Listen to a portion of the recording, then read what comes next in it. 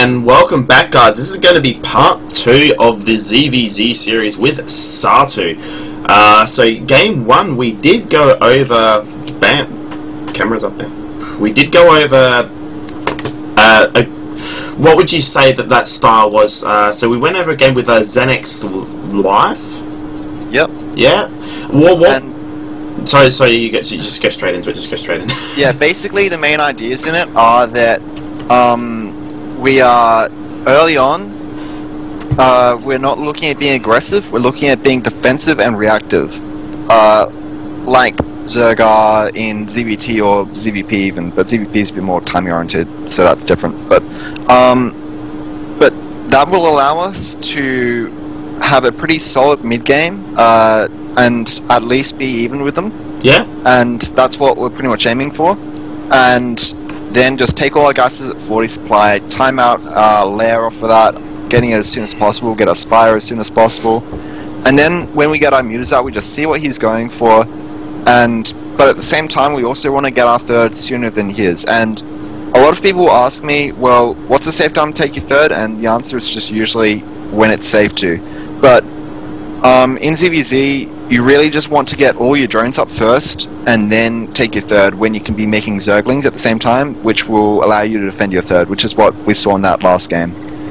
And really, getting your third earlier than your opponent, or at the same time, is really quite vital. If you have your third too late, you won't have enough gas, you won't get enough mutas out, you'll probably die.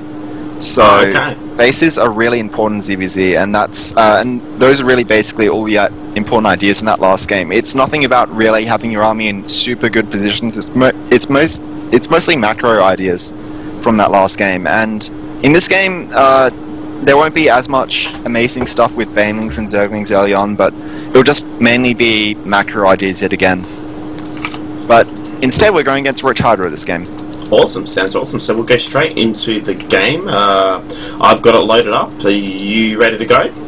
Yep. Awesome, so 3, 2, 1, and play. Now, pardon me, we did actually briefly go over this one last week. In Game 3, no one's seen yet, so we've got a game no one knows about still, like Game 1, just then. Yeah. It's actually quite good, so we do have surprises still.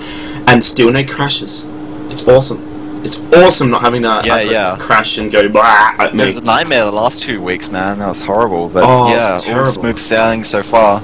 Yeah, spending all week fixing stuff. What would be worse was, like, each time your computer crashed, I'd be saying something really important, and then I'd be like, wait, how come you're not talking? And then I check Skype, and the call was disconnected. I'm like, god damn it. Yeah. Then do it all over again. But yeah, it was like, without fail, it was an important thing. It was a pretty important build idea. I was saying at each point where you crashed. So that would be the way, wouldn't it? That would definitely be the way. Okay, so now without that, also I was actually going to ask. Hang on, let me formulate this because I was going to ask it before. Okay, so for a in ZvZ, normally you don't fast expand unless you're can see your opponent's close air, for example. So you've scouted close air. There's no creep here, so obviously they're not close air. Are there actually any maps that are safe to go fast expand on without them being close air? Well, I should say safer than most, but it's a hard question because basically any people would usually say, well, big maps like Shakuras or Outer Rim are probably the safer maps to 15 hatch on. But at the same time, that can be kind of false, because 6 pools and 7 pools, pretty much hard can 15 hatch. It's really, really hard to survive those. Yeah. It's possible. I don't think it's impossible, but it's just so freaking hard that you'll like never really survive. You'll like survive 1 out of 100 games going against that. And on Outer Rim, you've got like really, really wide open entrances and ramps, so that makes it even harder to 15 hatch on. I think the safest map to 15 hatch on is probably Shakuras, but everyone's got this metagame mentality that's really good to 6 pool and 7 pool and 10 pool on that map because it seems like such a good 15 hatch map that it really doesn't make it that good to 15 hatch on. So there's actually no correct answer to that question. Really. So it's more of a personal. I'm assuming it's going to be personal preference for the bigger maps. I believe the ability to 15 hatch comes down more to metagaming. If you believe your opponent never really cheeses ever, then 15 hatch. Like regardless of the map almost. Unless it's Taudarim maybe. Taudarim, I'd probably veto against 15 hatching ever, just because of the wide open. You could actually just go like a Ling Bailing all in and just walk right past their entire army. Now, obviously, you've just come and seen that your opponent has done a 15 hatch. They're getting their spine up. What would you say is the correct response against this? You obviously have your 6lings here to do a tiny bit of damage, but it's obviously not going to be able to do that much because they're going to have their lings out. Basically, 15 hatch kind of soft counters spawning gas spawning pool. Like you should be able to get more drones out against, than a spawning gas spawning pool player if you drone correctly and react correctly. So as a spawning gas spawning pool player, you basically have to, the way I play it usually is just to try and be as greedy as possible, keep my lings alive for as long as possible, and just scout with them for as long as possible. And right here we see that I don't actually micro my lings nearly as good as I should have. Like, not a single ling should have died there. And when I get speed, usually I dart into their main, kill like 2 or 3 drones, and then run out and try and keep at least 4 lings alive.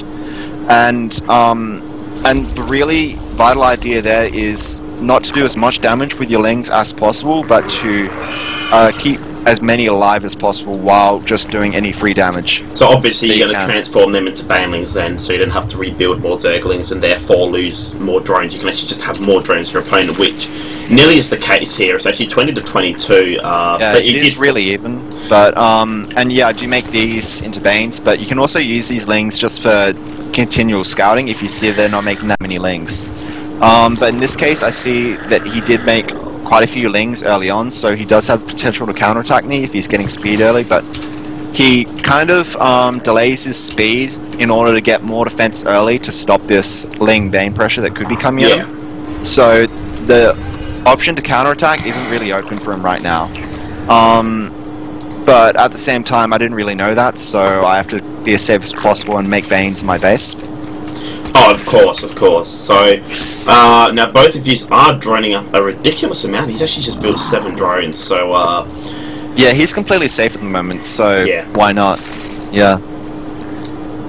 And right now, I see that he might be putting a bit of pressure onto me, but I've got Banes at home. I don't see any extra lings running across the map. That's the greatest way of telling if they're doing any huge amount of pressure onto you.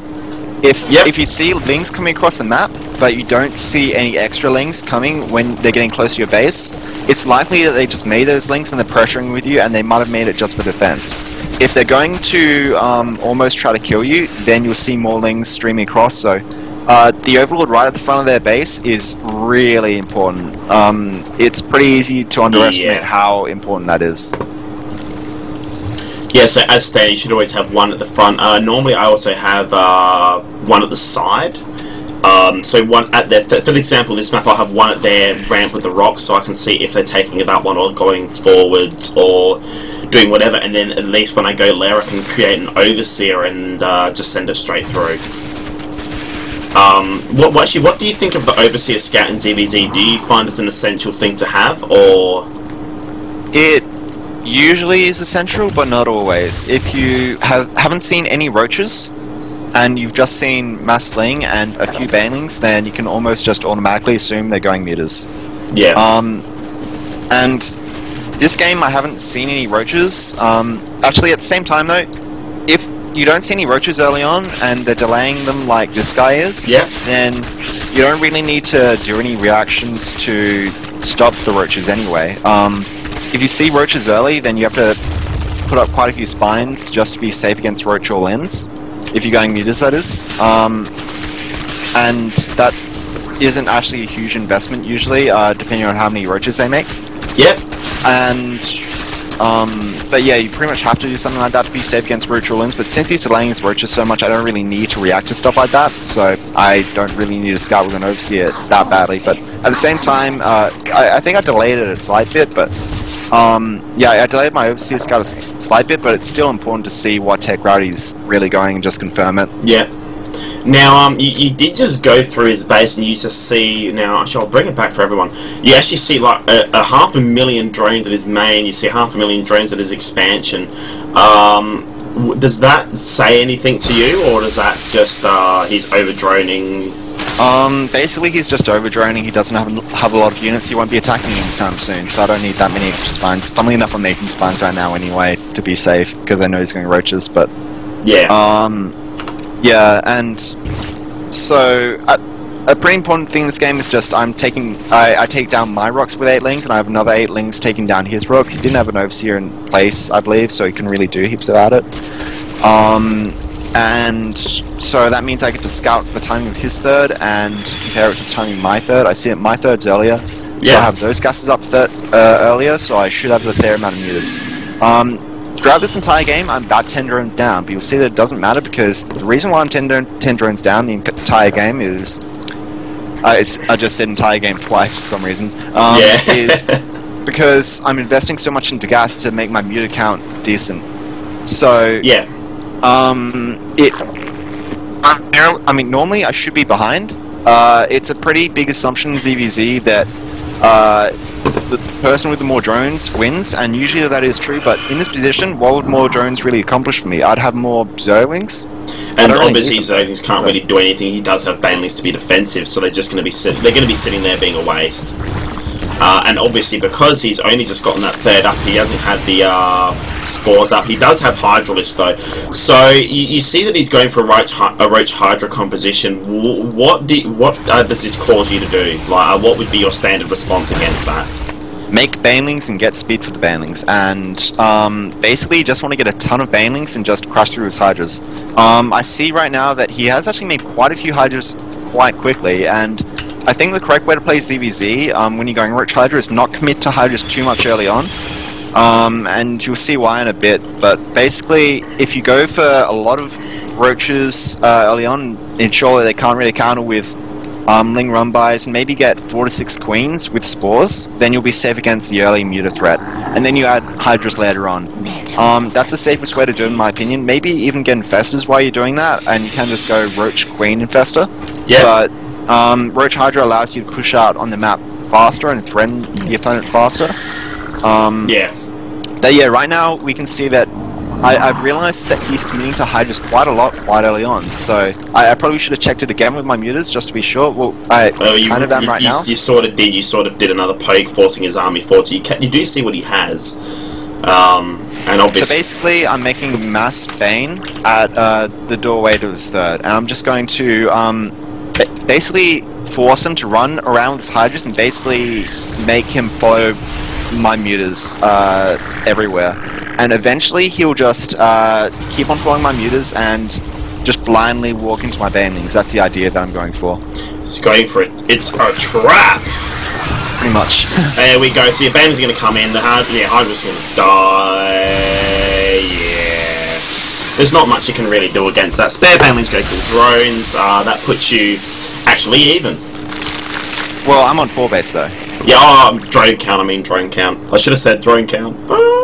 Yeah, at the same time though, it's it's him being even with me isn't really that great at the moment anyway, because I've still got such a huge army, and he doesn't. I'm ahead in army, but I'm also ahead in gases. Well, I should be once I get the gases up my 4th, which I haven't done quite yet. But yeah, I'm just gonna go in again and hope that he made Hydras again. If not, then I'll probably just crash into the drones this turn and still win, so... Yeah, so obviously you've just been crashing. You've crashed into drones, you've taken out... How many? You've taken out 35 workers total. So, obviously playing Ling Muta, what's the position you sort of want to be in? Because, I mean, I've gone into... I have to keep using myself as a dummy for this, because it's the easiest way to explain. But, what's the easiest way to tell you're in a favourable position? Well, basically with Ling Muta, you just want to be containing them as much as possible and taking bases behind it. And, wait, that's kind of a weird question though, because with Ling Muta you can really easily tell what kind of position you're in because you're constantly poking and prodding, so, basically, you just...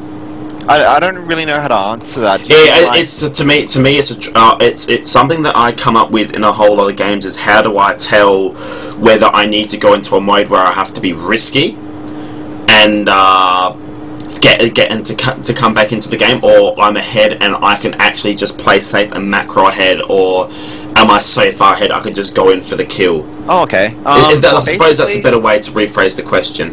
Basically, with Ling Muta, you want to be trying to get yourself one base up on them, and then just kind of sit back and be like, well, what are you going to do? And just wait for them to come to you.